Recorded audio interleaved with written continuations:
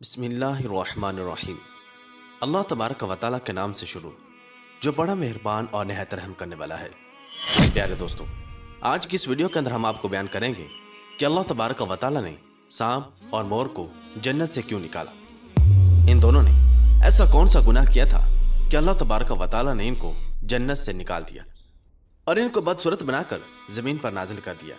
اور چھپکلی نے ایسا کون سا گناہ کیا تھا کہ حضور نبی کریم صلی اللہ تعالی علیہ وسلم نے اس کو قتل کرنے کا حکم ارشاد فرمایا ہے؟ ناظرین محترم، سانپ اور مور جنت سے آئے ہوئے جانور ہیں۔ جنت میں گھومنے پھرنے اور کھانے پینے کو بہت کچھ تھا، لیکن جنت میں اکیلے اور تنہا ہونے کی وجہ سے حضرت آدم علیہ السلام اداس رہتے تھے۔ تو اللہ تبارک و تعالیٰ نے حضرت آدم علیہ السلام کی بائیں پسلی سے بیوی حوا سلام اللہ علیہا کو پیدا کیا، اور یوں حضرت آدم علیہ السلام بیوی حوا سلام اللہ علیہا کا ساتھ پا کر خوش ہو گئے اور وہ دونوں جنت میں خوش رہنے لگے۔ اللہ تبارک و تعالیٰ نے ان سے ارشاد فرمایا کہ تم دونوں جنت میں جہاں چاہو کھاؤ پیو گھومو پھرو، لیکن خبردار اس درخت کے قریب مت جانا اور نہ ہی اس کا پھل کھانا، اگر تم نے ایسا کیا تو تم ظالموں میں سے ہو جاؤ گے۔ سانپ اور مور بھی اس وقت جنت میں رہتے تھے اور وہ دونوں جنت سے باہر آیا جایا کرتے تھے۔ اس وقت سانپ کے پیر بھی تھے اور سانپ کے منہ سے ابرک کی بہت اچھی خوشبو آتی تھی، اور مور آج جتنا خوبصورت دکھائی دیتا ہے وہ اس سے بھی کہیں زیادہ خوبصورت ہوا کرتا تھا۔ جب وہ جنت میں رہتا تھا تب مور کے پاؤں بھی بہت زیادہ خوبصورت ہوتے تھے۔ ایک دن جب وہ دونوں جنت کے باہر آئے تو ان کی ملاقات شیطان سے ہوئی۔ شیطان نے ان دونوں سے کہا کہ مجھے بھی اپنے ساتھ جنت میں لے چلو، تو ان دونوں نے جواب میں کہا کہ ہمیں اللہ تبارک و تعالیٰ کا خوف ہے اور اس بات کا ڈر ہے کہ تمہیں اپنے ساتھ جنت میں لے جاتے ہوئے ہمیں کوئی دیکھ نہ لے، اس لیے ہم تمہیں اپنے ساتھ جنت میں نہیں لے جا سکتے۔ اس پر شیطان نے انہیں اپنی دوستی کا واسطہ دیا کہ ہم جنت میں ساتھ رہتے تھے، مجھے بھی جنت میں لے چلو۔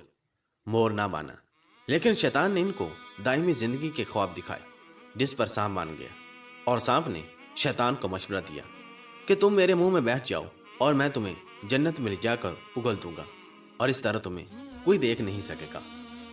بہرحال ناظرین محترم، سانپ نے شیطان کو منہ میں بٹھا کر جنت میں لے جا کر اگل دیا۔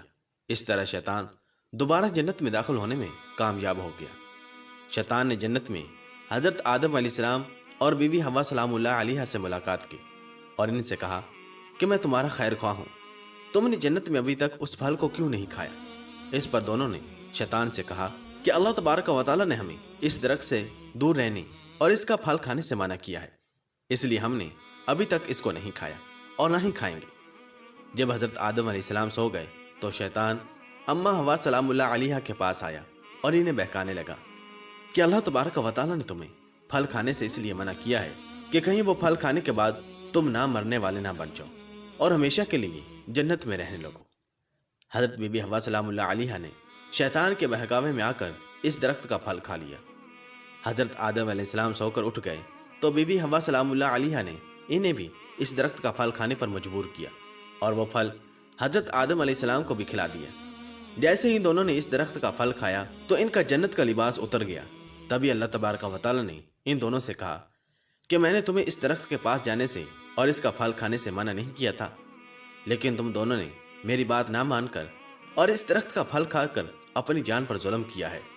تبھی حضرت آدم علیہ السلام اور بی بی حوا سلام اللہ علیہا کو اپنی لغزش کا احساس ہوا اور انہوں نے اللہ تبارک و تعالیٰ سے معافی مانگی۔ اللہ تبارک و تعالیٰ نے انہیں معاف فرما دیا اور ان دونوں کو جنت سے نکال کر زمین پر نازل فرما دیا اور فرمایا کہ زمین پر ایک خاص وقت تک تمہارا ٹھکانہ ہے اور تم زمین پر ہی رہو گے۔ اللہ تبارک و تعالیٰ نے شیطان کو جنت میں لے کر آنے پر مور کی خوبصورتی چھین لی، اور جن پیروں سے وہ شیطان کو جنت میں لے کر آیا تھا انہیں بدصورت بنا دیا، اور جس سانپ نے مور کو شیطان کی مدد کا مشورہ دیا تھا اللہ تبارک و تعالیٰ نے اس کے منہ سے ابرک کی خوشبو چھین کر سانپ کے منہ میں زہر بھر دیا، اور سانپ کی ٹانگیں چھین کر مور اور سانپ کو جنت کی اس خوبصورت جگہ سے ہمیشہ ہمیشہ کے لیے نکال دیا۔ بحوالہ تحف العقول۔ پیارے دوستو، اور چھپکلی ایک رینگنے والا جانور ہے جو ہمارے گھروں میں عموماً پایا جاتا ہے۔ چھپکلی کی کچھ اقسام تو بالکل زہریلی نہیں ہوتی، لیکن بعض ایسی زہریلی ہوتی ہیں کہ اگر وہ کسی انسان کو اپنی زبان لگا دے تو انسان مر سکتا ہے۔ چھپکلی ایک ایسا جاندار ہے کہ جس کو دیکھ کر ہر انسان ہی کراہت محسوس کرتا ہے۔ خاص کر گھر کی خواتین کے لیے تو چھپکلی والے کمرے میں سونا بھی محال ہو جاتا ہے۔ ناظرین محترم، تذکرۃ الاولیاء میں ہے کہ ایک شخص حضرت مولا علی رضی اللہ تعالیٰ عنہ کے پاس آیا اور عرض کرنے لگا کہ چھپکلی کو مارنا جائز ہے یا نہیں۔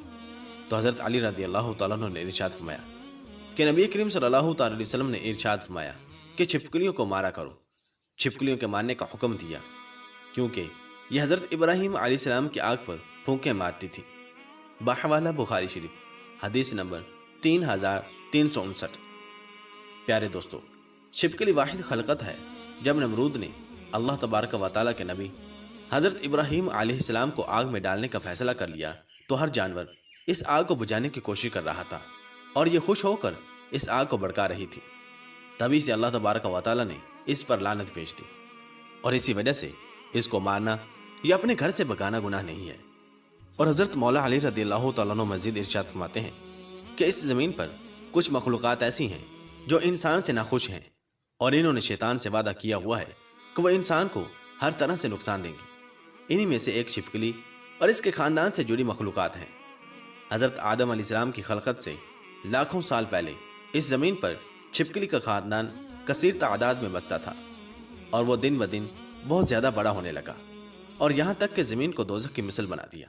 انہوں نے زمین پر اتنا ظلم کیا کہ اللہ تبارک و تعالیٰ نے زمین پر عذاب نازل کر دیا اور اس نسل کو ختم کر دیا، سوائے کچھ کے صرف وہ بچے جو بہت چھوٹے تھے۔ وہ زمینوں اور غاروں اور پانی میں چھپ گئے۔